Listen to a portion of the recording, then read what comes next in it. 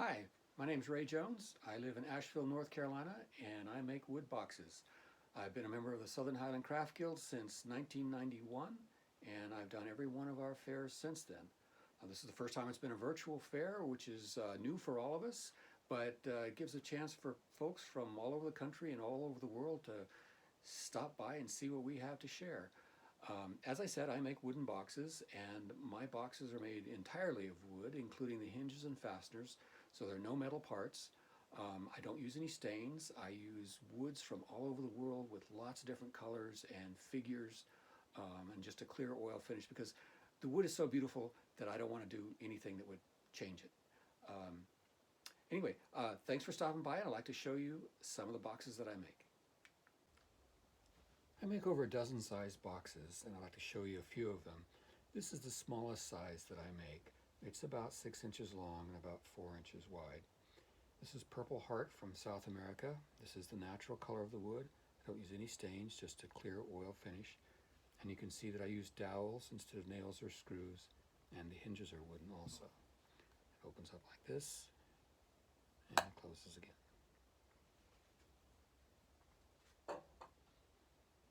This box is a little bit bigger. This one is about 8 inches long and 5 inches wide. This is Pomeli sapili from South America. It's a type of mahogany, and it has beautiful three-dimensional grain in it. This one is designed to be a pen box, but if you want to put something else in it, you can just lift these dividers right out and put whatever you want, and then they go right back in.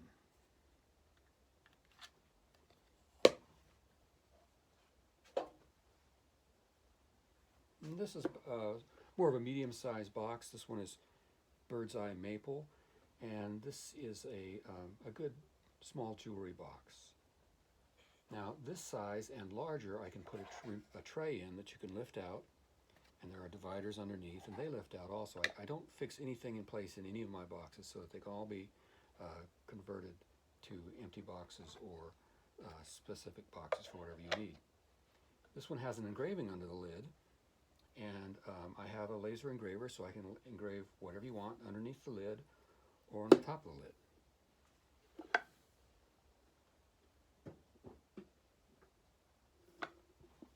This one's a bit bigger. This one is a beautiful Australian burl on the lid, and the sides are African blackwood. This one also has a tray that lifts out and compartments underneath, and these are removable also. Now, this is a watch tray, but I could put a jewelry tray in here, or a pen tray, or a pocket knife tray, or just about anything you wanted.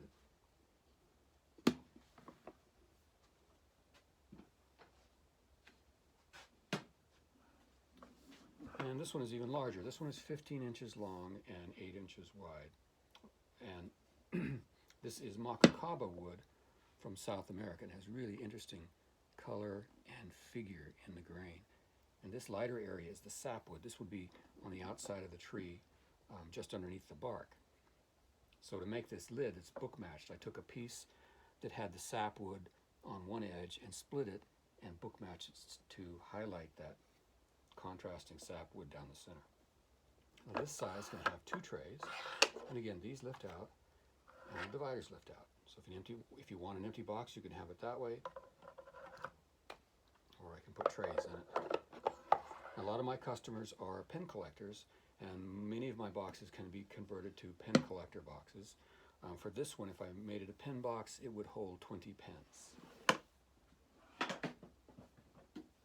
Now this one is the same size as the last one. This one is ambrosia maple from a tree that grew just a couple miles from my home. But this one shows a different variation. This is a tea caddy.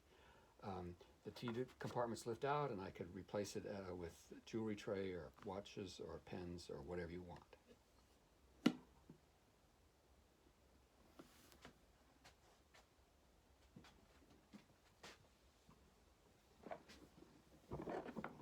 This is the largest size that I make. It's 15 inches long, 9 inches wide, and about 6 inches deep. And this wood is walnut burl, and this is just really, really a nice piece of wood. Now this box has 4 trays in the top, 2 lift out, 2 more, and then there are dividers underneath.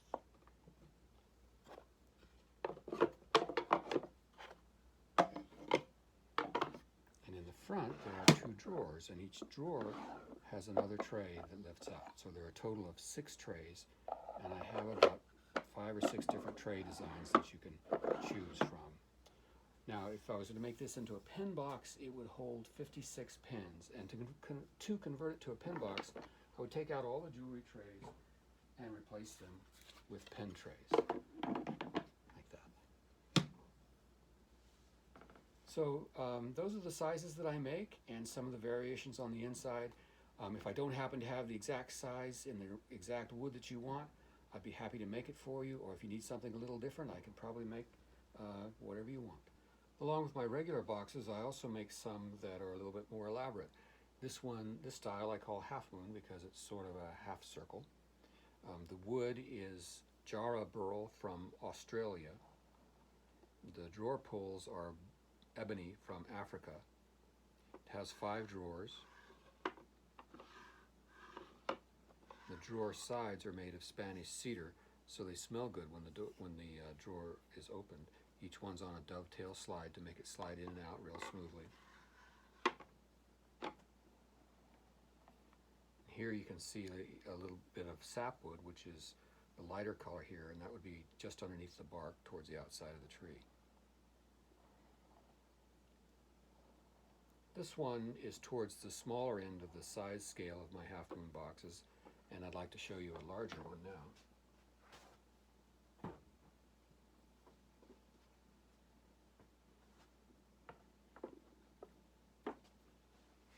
This one is maple burl with black palm pulls. Now this one has an interesting feature in that this is the natural surface of the outside of the burl. This is what it would look like right underneath the bark, and it forms an opening in the back of the box so you can see the inner workings of the drawers. The maple burl is really nice burl, just full of eyes and swirls. And you can see that these drawers are much bigger and much deeper, and they're also made with Spanish cedar side, so it smells real good.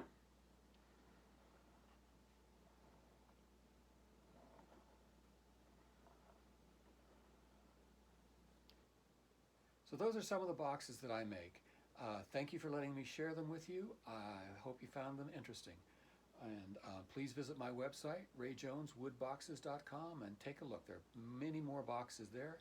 And if you see something you like, I would be happy to send it to you. If you don't see exactly what you want in terms of wood or size, I can probably make it for you and be happy to do that.